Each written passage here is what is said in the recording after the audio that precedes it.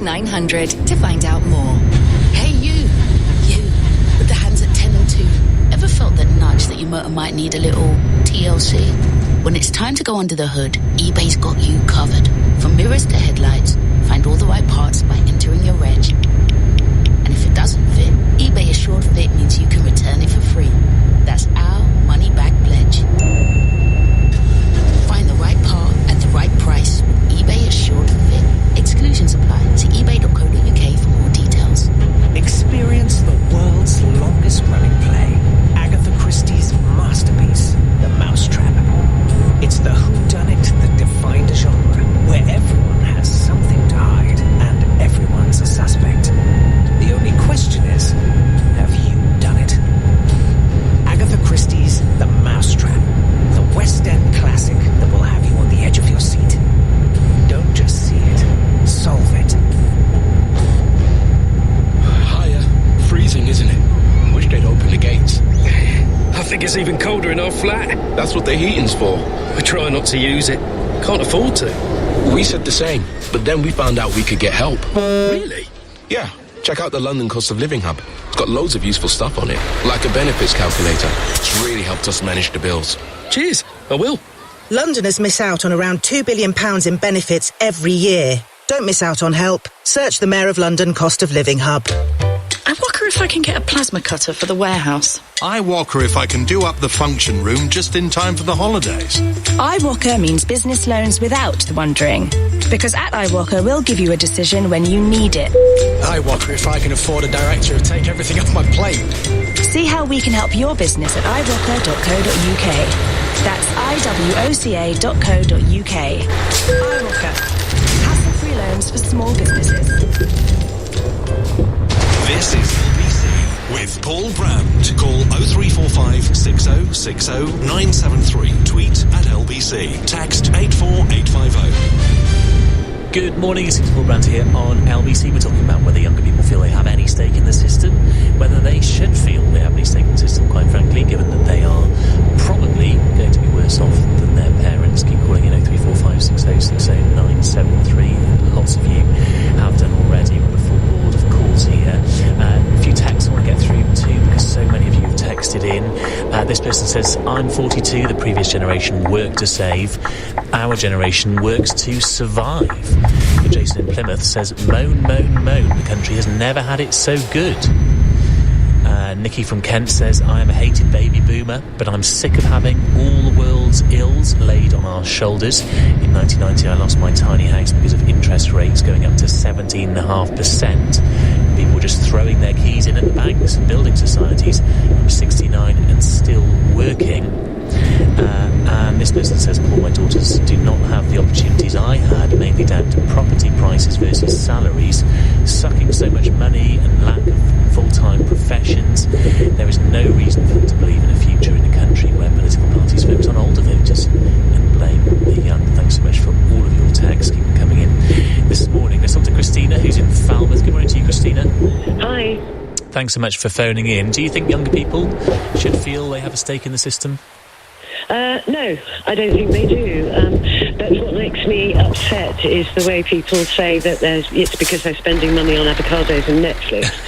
I'm 59, my daughter's 28. And what they have to pay for. So I was a student nurse in the 80s in London. I got paid for doing it. None of this borrowing money to trail on the wall.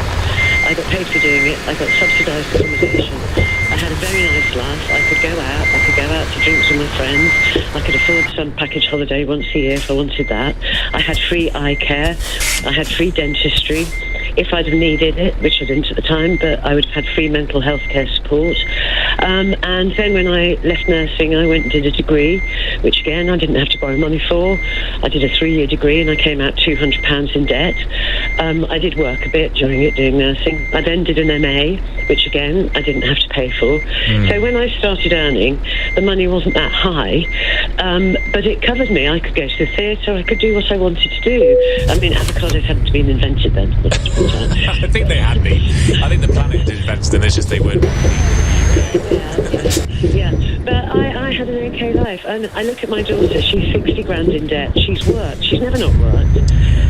She's 60 grand in debt.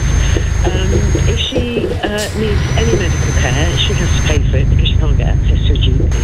She's just had to pay £3,000 to have her teeth filled. And, you know, her father died recently and she needed some mental health support. She had to pay £60. So it's not the avocados and Netflix for the best of all. It's the cost of the welfare state and the subsidising it. So one of them was, I met my sweet husband. He was an artist, he was an animal. I was on about 25 grand a year, and he was on second couple. Double your salary, whereas now it would be 12 times the salary to buy a house. If she did 4 times what I do, they can't afford to. She's with a partner. They've just gone into rented accommodation where, get this, they have to pay rent for the cat. It's £30 a month extra if you want a cat. And it just, I'm not joking. That's bizarre.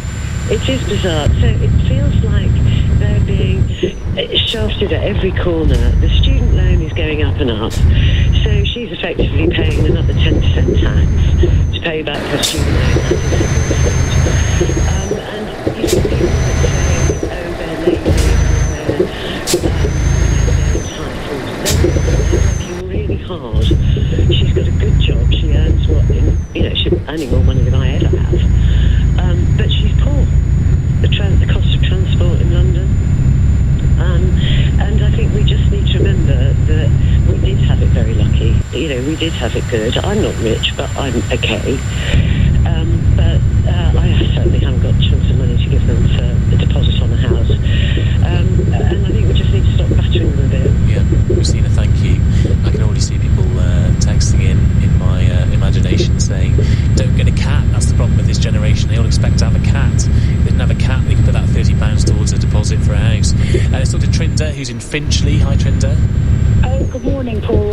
Thank you for taking my call. As I was saying to your researcher and a couple of your previous callers, saying they work so much harder now, not in a million years. Some do, but I certainly work very... And I did 4 jobs. I lived in a room. I got married. We saved. We lived on literally eggs, baked beans for a month. And we had boxes when we first moved into the flat. We had a bed. But it was very, very tough. But it wasn't poor me. Today, unfortunately, people are like snowflakes. Everything they want given to them. And they still want the good life. Is that true? They just want what their parents had. That's the difference, Trinder. Is that I don't presume to know your age, but yeah, but I bet you had more than your parents had. My parents died when I was 7. My aunt brought me up very tough, and I had to keep myself from the age of 16. I got a room, and I was a doctor. I went to medical school, but that didn't give me any money. I still had to pay rent, and I lived literally on bread and lard, cornflakes. I had it tough, but I didn't think it was poor me, as my sisters. But that's because. But is that though, Trinder, because you had faith that things would get better, and the difficulty for younger generations now is they don't think they will be better than their parents were. 4 jobs, and I managed to save for a deposit. I worked 4 jobs till I was 74, and I got a heart condition. But today, even I have to say, my granddaughter, who's lovely, 21, went to uni, dropped out. She's got a brilliant job, earns an arm and a leg, and lives with her parents, and she doesn't save a penny. Not a penny. Well, what's she spending it on then? Avocado? Today, yeah, exactly. Today, and they want all the holidays, and they say, why should I do without my holidays? Why should I do that? That's because they look... Because they look at the generations above them, Trinder, and they don't want to have less than one generation above. So foreign holidays have been common practice for decades now. Lots of people have been able to expect, even if it's just a trip to Benidorm, a few £100, as it was in the 2000s. But that was what you could expect from a normal year if you were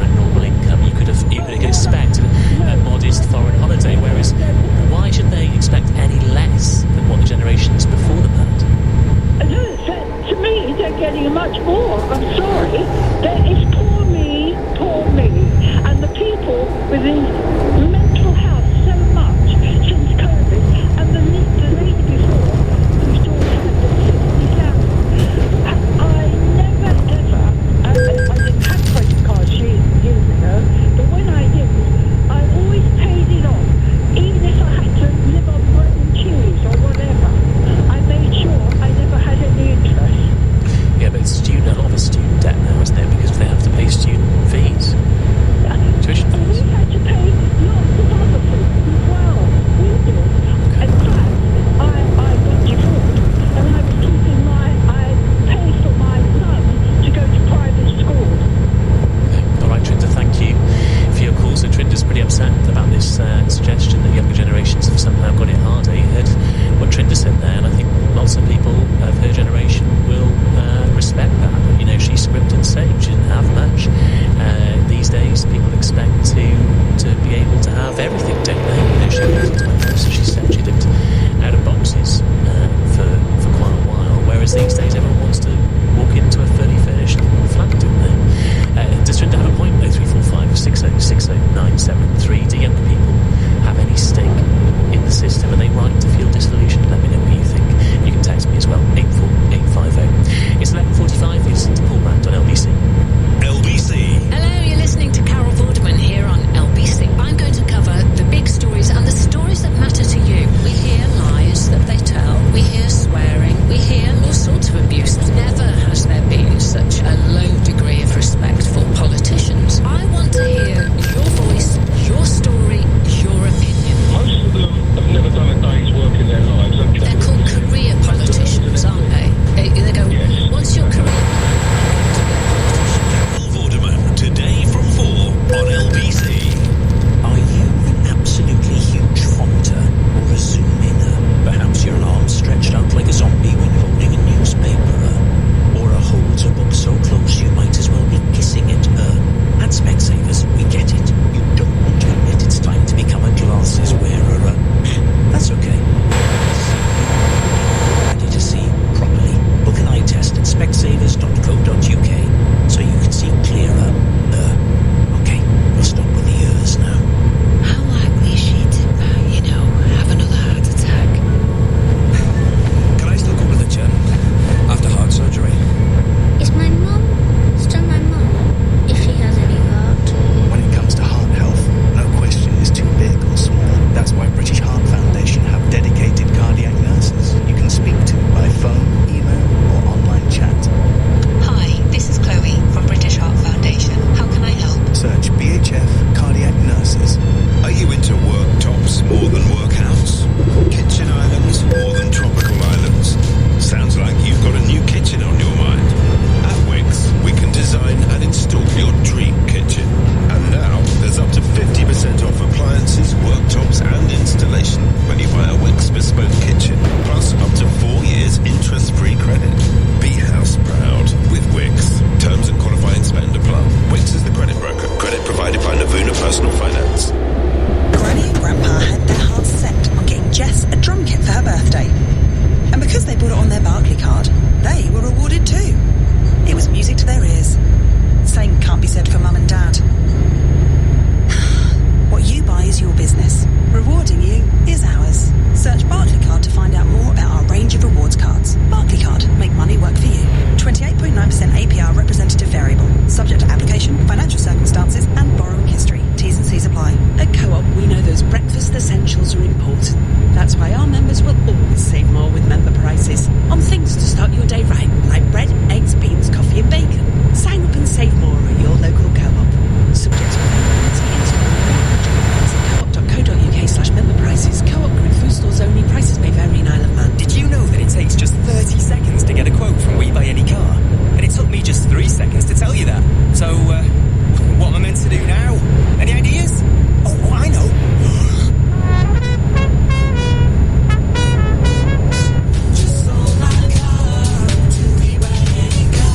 To find out how much your car's worth in 30 seconds, enter your reg number now at WeBuyAnyCar.com.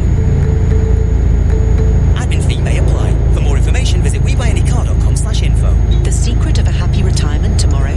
Take control of your pensions Be pension confident. Download the Pension Bee app. When investing, capital is at risk. This is LBC with Paul Brand. Call 0345 6060 973. Text 84850. Alexa, send a comment to LBC.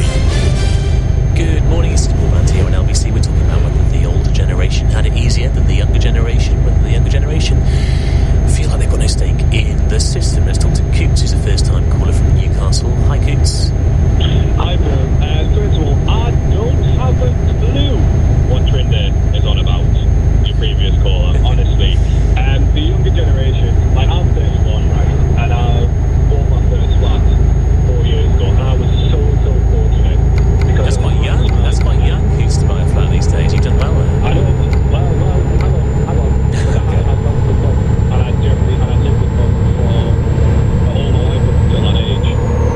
And it's like, I live in the northeast as well, where houses are moderately cheaper than obviously down south in London. It is. I see like some of my friends who really struggle with like rent and stuff. And what really annoys me is that a lot of these mortgage companies go, well, no, we can't give you a mortgage. And they kind of say, well, how much would a mortgage be? And it works out to be cheaper than the rent that they're paying now. That really irritates me, because you have a track record of however long you've been paying rent. And then mortgage companies go, well, yes, your mortgage will be cheaper, but sorry, even though we've got a track record of you paying it, you know, we're not going to give you this mortgage to live in this house and that you can own. I think also the second point of this as well is I don't understand why the government can't have, because you talk about the state and obviously the politics, etc. I don't understand why the government can't hire builders to specifically build for younger people and say you can only buy this house if you're 30 and under. Because we had, you know, the Help to Buy, which was great, and I think there's a lifetime ISA as well. Yeah. But they don't have anything specifically for you can only buy this house if you are 30 and under, just to try and get young people on the poverty ladder. It's so difficult for them. And you're right, people, and I think the reason why people don't go, well, stop spending money on cars and avocados. Well, what else have we got? What else have we got? What else can they do to enjoy themselves? Yeah, and you can't just wait till you own a home for life to start as well, because if the average age of buying a property now is well into your 30s, what you're supposed to do, have an absolutely miserable 20s and 30s until you finally have a home, and then you're allowed an avocado. Exactly. So I think it's absolutely appalling kind of what. I know. Remember, this is also the Conservatives who bumped up student fees for university from $3,000 to $9,000, so that hasn't really helped the situation either. Do you know what I mean? And it's just an absolute atrocity. I think part of me kind of always speaks to my friends and go, I kind of just want to get out, not just Newcastle but out in the UK, because I just think there's so many better opportunities out there than the UK. I think the country's gone to the dogs, to be honest with you. It's really not great. Okay, Coots, thank you for your call. Interesting to hear that from a 31-year-old. The country's gone to the dogs. Natalie says on text, I'll make sure to remember and let my kids know that even though they may never own a house, they should be grateful for takeaway coffees and cell phones. A little bit of sarcasm there from Natalie, of course. And Paul was texted as well from Peckham to say the older lady who just called in, that was Trinder, should remember who is paying her pension. Hint, it's not her. It's the young people who are working and paying taxes, and that she's denigrating, in his view. People her age simply didn't pay enough tax for the huge extension in life expectancy that's happened. And another person has also texted to say, I'm so sad listening to some older people on LBC. I want my children to have a better life than me. And the truth is, unless they have family wealth, they will struggle to own their own house. Thanks so much for all of those texts. Let's talk to Jan, who's in Hammersmith. Hi, Jan. Hello, Paul. Well, Trinder, I'm getting the impression I'm getting is that she's had such a really difficult childhood. Getting all that anger out is probably very therapeutic for her. She was talking about mental health and so on. I just need to say that it sounds like she needs a hug. She needs someone to talk to and go through all her issues, because I don't mean it disrespectfully, but there's an awful lot of anger there. And I love the nurse, she was fantastic. I just need to say she was like a ray of sunshine. But I just want to point out, if I may, that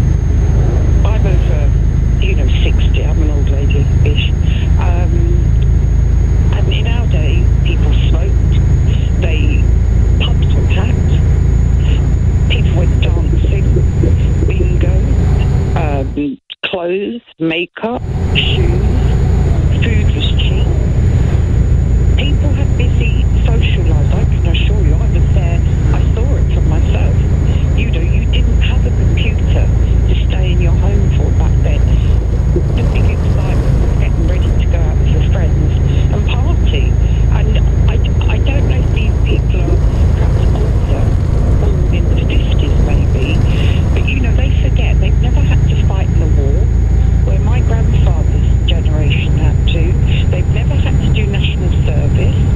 The 60s came along and there was an abundance of food, an abundance of clothes, and progression means you climb up, you make the world better. Yeah. So it's logical that you want your young people to have a better life. Yeah. You want them to... I don't see any young people wasting their money because a pack of cigarettes is £10, a coffee is about £3.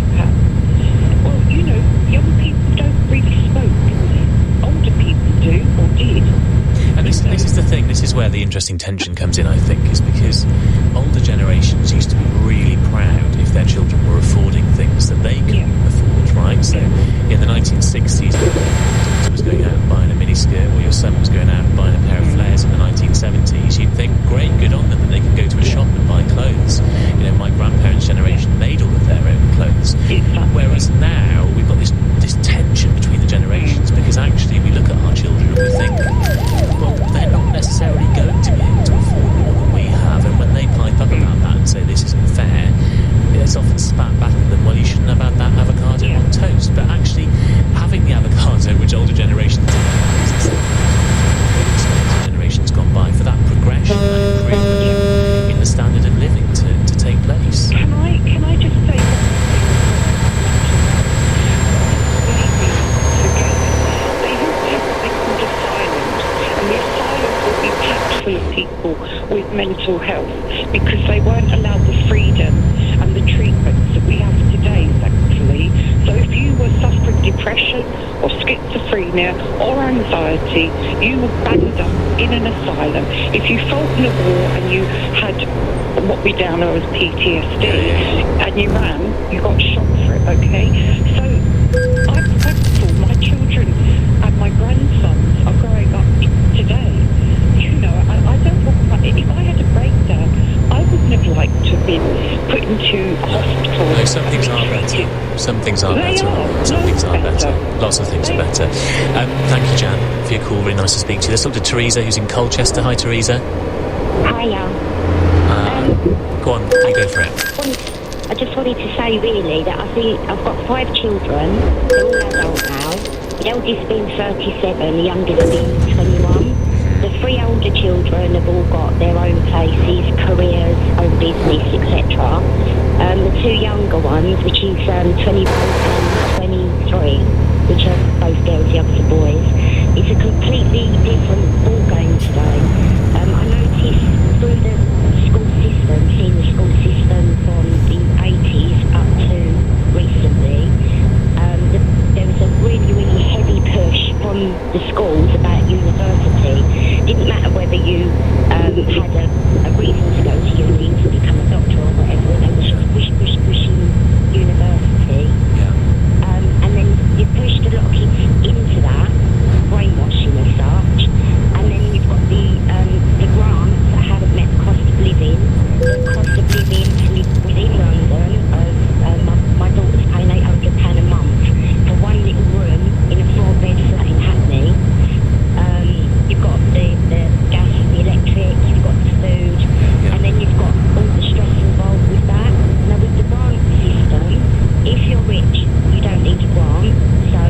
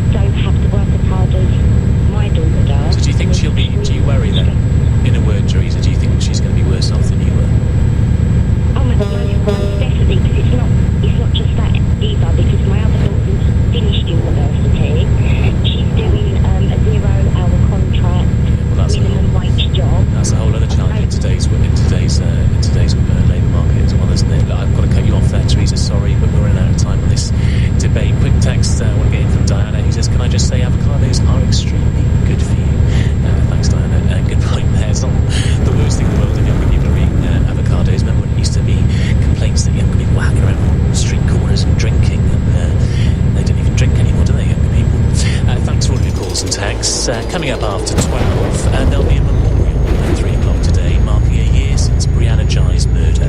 The trans teenager was killed after being stabbed 28 times, and yet even in death, she faces further attack, at least on her identity. Dragged into a political debate this week about trans people, about gender identity. The Commons was stunned when her mother attended Prime Minister's questions, only for those questions to turn to the issue of what defines a woman. Was that the moment we all realised things have perhaps gone a bit too far with the culture wars? Is it time for politicians to take far more care not to demonise minorities? Let me know what you think. You can call me 0345 6060 973. On your radio, on Global Player, and Play LBC. leading Britain's conversation. This is LBC. From Global's newsroom at midday, LBC's been told we shouldn't be too concerned about reports the MOD is considering relaxing security checks on overseas recruits to boost diversity in the army. Former soldier and Tory MP Tobias Ellwood says it would have been one of many ideas being considered. There may have been 10 policy papers on the table for which one or two will be given the green light to go ahead. That's what our armed forces do. They strategize, look at methods. Many of them may be extreme, may be nonsensical, may simply be too not cost effective, and they will be dismissed. Despite that, the Defence Secretary Grant Shapps is said to be furious about the idea, saying it won't be happening on his watch. Egypt threatened to suspend a key peace treaty with Israel if its forces launch a ground offensive on the southern Gaza city of Rafah. The Israeli military has been ordered to plan the evacuation of residents from the area, which is now home to half the Palestinian population. The Foreign Secretary Lord Cameron has also said he's deeply concerned, and UNICEF spokesperson James Elder has told LBC this would be a disaster. Before this war, there was around 125,000 children in Rafah, already one of the most densely populated places on the planet. 125,000. There's now 600,000. So whatever those military objectives, a ground invasion would be pure hell. 3 small boats carrying 124 migrants crossed the channel yesterday. It takes the total number of people who've made the dangerous journey so far this year to 1,335. That's 400 fewer than for the first 2 months of 2023, with 18 days of February left to go. And MPs on the Commons Treasury Committee says Fujitsu's received almost £3.5 billion worth of government contracts over the last 5 years. More than £1 billion of those deals were awarded after the High Court ruled there have been numerous problems with its Horizon IT software, which led to the wrongful conviction of hundreds of sub-postmasters. Lee Castleton was one of them. Terrible, isn't it, really? But it's a small marketplace. There's a lot of competition in that marketplace. I need somebody just to investigate to see whether they are the best provider in all aspects, because it makes you question whether things are being done properly. LBC Weather. With Ripple Energy, part own a wind farm and take control of your energy. A mix of sunny spells and showers for most of the country. Wettest in the far east of England and Scotland, a high of 11 Celsius.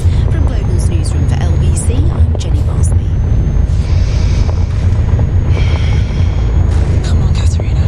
You can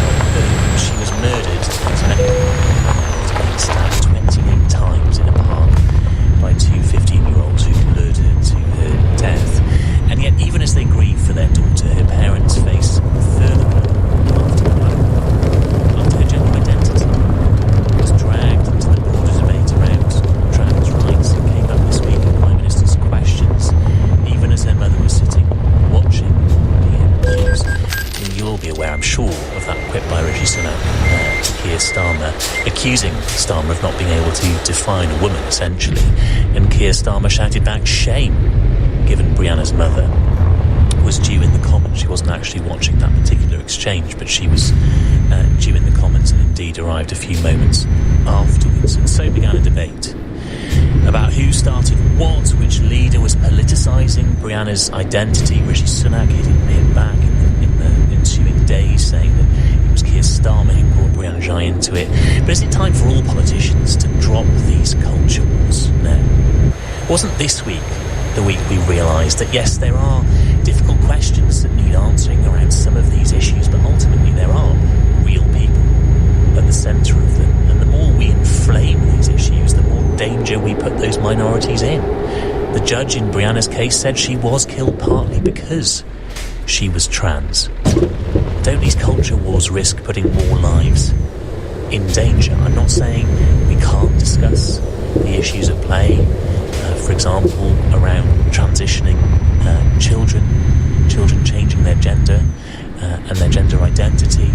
Of course, we've got to have a conversation about that, but the problem is when these things move into the political arena and become a political football ahead of general election, and you've got some politicians actively campaigning for culture wars to be a central part of that election, we risk putting vulnerable people in severe danger, don't we? Would you rather politicians just left this stuff out of politics, the nastiness and the jibes, put those to one side and actually focus on the political issues at play? I mean, aside from the fact that there's a total issue here, are trans rights the number one issue that people care about ahead of the next election? It's 0.5% of the population who are trans, according to the latest census data.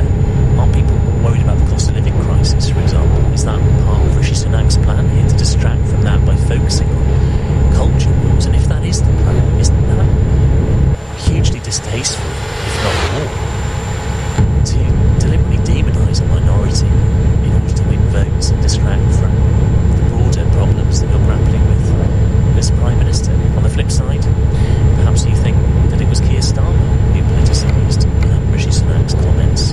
Rishi Sunak was pointing out something that some people find problematic with Keir Starmer, that he recently said that 99% of women don't have a penis, and some people find that difficult to get their head around, and they feel as though the gender debate is becoming, I don't know what you'd say really, but hard to get their head around, and they feel as though the definition of gender is slipping away from what it traditionally was. Do you think Rishi Sunak is right to continue campaigning on this issue? And it was unfortunate that it came up while Brianna Jai's mother was in Parliament that day, but ultimately he does have to continue raising an issue that some people feel very strongly about. Let me know how you feel. Should these issues be left out of politics? 0345 6060 973. Do we risk demonising minorities and risk the safety of people who belong to those minorities? Let's talk first to Robin White, who's a discrimination and employment law barrister from Old Square Chambers. Good morning to you, Robin. Good morning, Paul. Thanks so much for joining me. And Robin, what did you make, first of all, of the comments from the Prime Minister this week? I think they were thoroughly distasteful. I think there was a survey that said 77% of the population thought so when asked. We're better than that. I mean, if there had been comments about race or sexuality, then it would have obviously been wrong.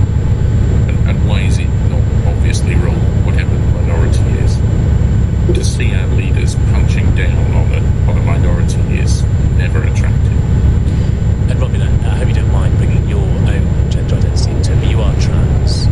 I am. How did it feel to you having your identity dragged into politics as well? Because it must happen pretty much on a daily basis now. There's this issue around trans rights is in the papers all the time. It must be very triggering and quite stressful for you constantly having your identity questioned in this political way. It can be. I mean, I'm able to maintain a degree of professional detachment, I think. I think that's what we're taught to do. But I wouldn't do that in respect of another minority. I wouldn't. I crack the occasional joke in court from time to time, but we're quite careful to joke about the lawyers or the judge or the system, but never the people involved. That's always wrong. Do you worry that the culture wars are going to be quite a big feature of the general election? Because things generally do get nastier when an election comes along and politics gets dirtier, and one of the things that politicians seem to be reaching for is trans rights as an issue to turn into a bigger culture war. Well, some of the Conservative politicians have very deliberately said that they're going to focus on that area.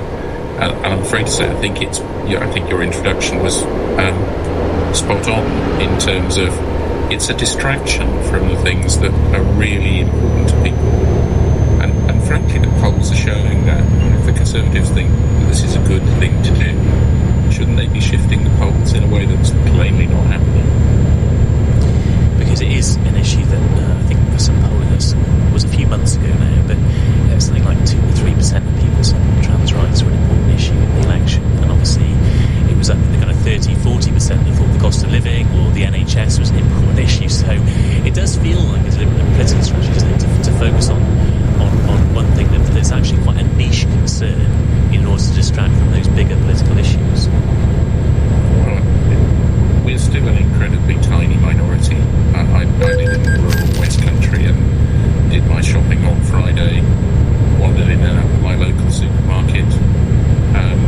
If you listen to me, I haven't done very much with my voice, so you can probably work out that I'm trans if you listen to me, or you might think that. But I tend not to be speaking to people when walking around the supermarket. I doubt whether one person in the supermarket knew I was trans.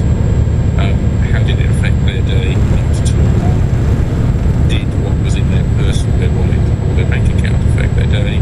I suspect it did. Do you have some sympathy with, and often it's women, I think it's fair to say, cisgender women who, I had an interesting conversation with someone I really respect recently, who's a cisgender woman, and she said that she just worries that with trans rights, some of her rights as a woman might be eroded, and that things are moving very quickly, and I think sometimes that's where some of the fear comes from, as it feels as though the change is happening quickly. The language around this, for example, has changed radically in recent years for most people.